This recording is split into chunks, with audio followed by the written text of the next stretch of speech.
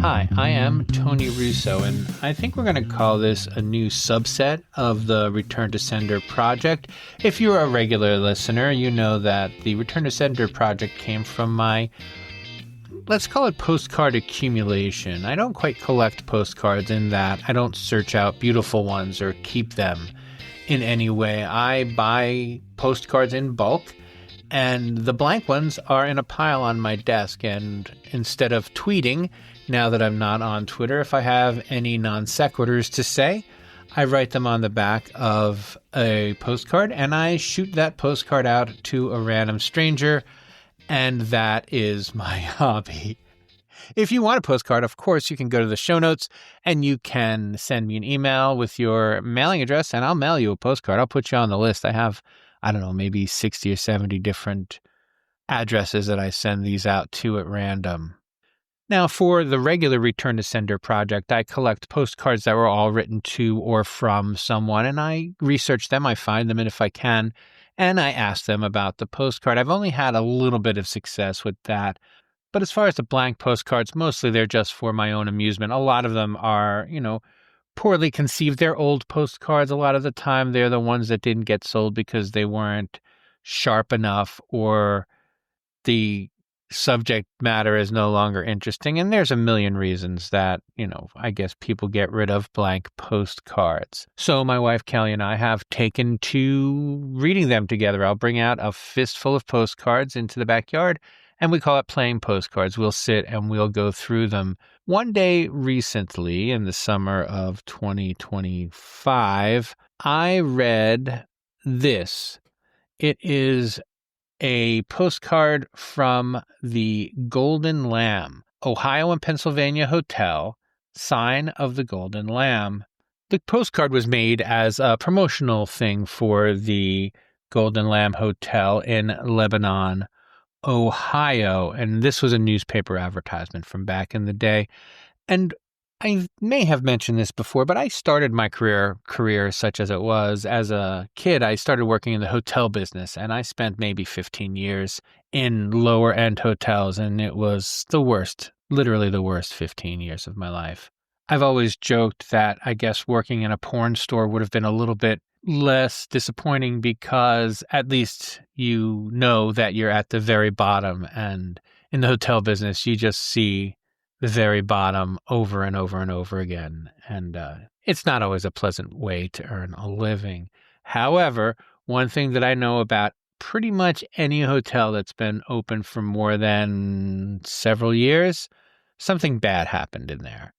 I took the poster that I had of the Golden Lamb that appears with the essay that this story is about, and I showed it to my wife, and I said, something bad happened here. But I didn't know what it was. I just knew that it was an old hotel, and that's really all anyone needs to know.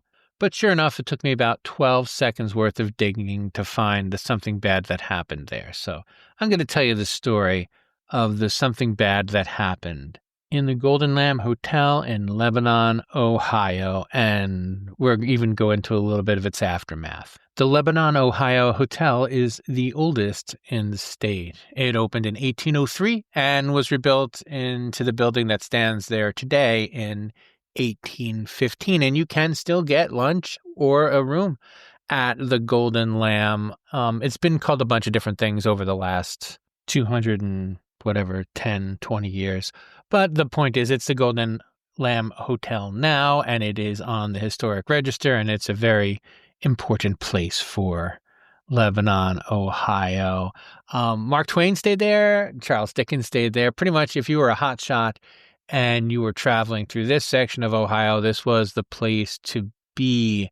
Something worth noting, there were, several suicides there. There are suicides at hotels. It's something, there's a weird kind of selfish courtesy, I guess, where that makes people kill themselves in hotels or at hotels or on hotel property, and that, they make sure that they get found, but not by someone who is going to know them, I guess. But it's still ruined someone's whole life, or at least someone's day. I haven't found just one body in my time in the hotel business, and that's a story for a different time. Suffice it to say that it is always unpleasant to find a dead person. Well, of course it is. I mean, that's not even anything worth saying.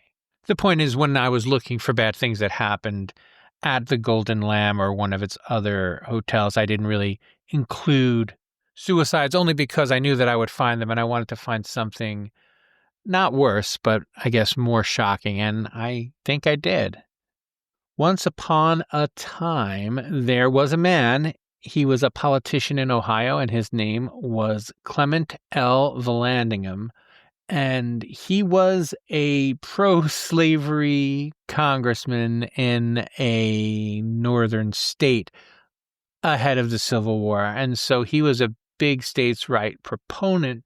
Once the war started, he became such a pain in the neck that Lincoln had him court-martialed, and they couldn't find a place to put him. So eventually they handed him over to the South as a prisoner of the war. But the South didn't want him either, and so they ejected him, I guess, and he went to Canada since he was still technically in jail, I guess. And he ran for governor of Ohio from Canada. He got almost 200,000 votes in that election, and the other person got almost 300,000. So, he lost by a lot, but he also had a ton of support. He returned to the United States after the war, and like many failed politicians, set up a wildly successful legal practice. And honestly, he probably looked forward to an eventual return to politics. He was, after all, only 50 years old and still popular in his way, although unpopular among his own national party. But then he took the case that would change the course of his life when he agreed to represent Thomas McGeehan, who was a professional scumbag, essentially, and a saloon owner. And he spent a lot of time in court being acquitted. He was arrested for lots of things, and he was accused of lots of things, and he was never convicted. And he knew his way around the justice system, and he knew his way around the towns that he kind of frequented. So in addition to being someone that people knew as a violent and not necessarily pleasant person, there were multiple accounts of the crime that, I guess, of which Thomas McGeehan was accused. So McGeehan had been either bar hopping or debt collecting, depending upon who you believe. He said that he was collecting debts. Other people say that he was just going in and getting drunk at different hotels and bars and saloons, I guess. It's 1870 after all. But eventually he came to the American and encountered Thomas Myers, who used to be his kind of run-in buddy in crime and now was his sworn enemy. Thomas Myers would not survive the encounter. In his early testimony, McGeehan said that he was outside when he heard a shot and went rushing in. But other accounts say that he had confronted Myers over one thing or another and shot him without even taking his hands out of his pocket. So he shot him through the pocket of his great coat. And then some people say that other people came in and shot him. So there were, this is the middle of the night. This is Christmas Eve. People are all drunk and everybody's wearing essentially the same clothes and the same dopey mustache. So there's no telling what really happened. Although, spoilers, McGeehan totally shot this guy. But anyway, in addition to being a known thief and assaulter, if not murderer, McGeehan was also a political campaign donor. So he had dumped a bunch of money into Vallandigham's failed 1968 congressional campaign. But I guess, he had his home phone number, and that's how he ended up getting a high-end lawyer to represent him in this murder case. Now, given the number of people who knew and hated pretty much everyone involved in the shooting and the highly charged political climate in Hamilton, Ohio, the trial was moved to Lebanon, which is where we pick up the story. Vallandigham had rooms at the Golden Lamb, and even though there were tons of people testifying about who probably shot Myers, Vallandigham had his own theory, and his theory was that Myers was getting up actually to shoot McGeehan, and when he went to pull his gun from his belt, it discharged. Now, this seemed a little bit far-fetched for everyone. And so he took his legal team, back to his room, and he's like, all right, this is how I'm going to do it in court. And he got what he thought was a unloaded pistol and jammed it in his belt and then pulled the trigger, shooting himself in the stomach. It took him a day to die. I guess, kind of couldn't happen to a nicer guy. One of the things he said, his final intelligible words were that this may be all right yet. I may, however, be mistaken, but I am a believer in that good old Presbyterian doctrine of predestination, which essentially is him saying that when God built the universe and he wrote down in the book next to Vallandigham's name, he wrote dies in anguish, but comically by his own hand. This story is actually pretty easy to find online if you want to look for it. There are some versions of the story that say after this, McGeehan was acquitted, which is barely true. He was acquitted 3 years, a hung jury, and a vacated conviction later. And now for his part, McGeehan had a little bit more of an adventurous life. He wrote a book about how he was innocent, and he listed all of the crimes he committed. It's like an OJ thing. Like, people say I did this way, and I didn't. But if I did do it, I would have done it this way. But in 1875, just 4 years after this, McGeehan met his own end. The folks in Hamilton, where he lived, were not fans of McGeehan or of the verdict, so they put out a hit on him. The town said that if McGeehan came back to town, whoever killed him could have $1,000. And like I said, he bounced around for 4 or so years. But eventually he came and he opened up another saloon in Hamilton. I guess, go with what you know. As soon as he came to town, he got shot standing behind his own bar. And he was about 40 years old when this happened. And that should have been the end of the story. And it really kind of is. There is a little epilogue that I would like to share with you.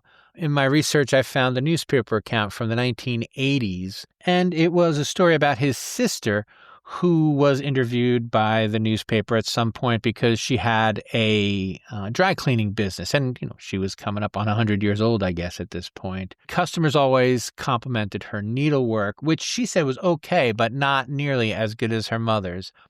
And here's the quote. My brother once had a beautiful Astrakhan coat. He held a gun in his coat pocket and shot a man. My mother sat up all night to mend the coat, and when it was examined, no one could tell that it had been mended. She did it so well. So yeah, that is the story of one of the bad things that happened at the Golden Lamb Hotel.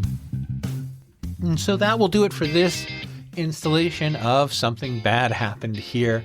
Please subscribe to the Return to Sender feed if you have not already. I do these shows sporadically, so there won't be another one next week. There will be another one when it's done. I actually have it's a disappearance, and it's a shorter one than this, but I will probably be able to share that in the next couple weeks or so. And in the meanwhile, let me encourage you to visit bytonyrusso.com, which is where I put pretty much everything that I write. And there's a newsletter. There are 3 or 4 podcasts that I'm doing. I've got a couple of fun projects going on. The Destination Delmarva project is underway, and I'll have a podcast launching for that in the new year. So yeah, plenty of things to keep me busy. And again, if you'd like to be on my postcard list, I have a list of addresses, and I don't put the name of the person I'm sending it to, and I don't put the name of the person that has sent it. That is me. I just write something bizarre on one half and an address on the other and drop it in the mail and hopefully brighten some stranger's day with my non sequiturs.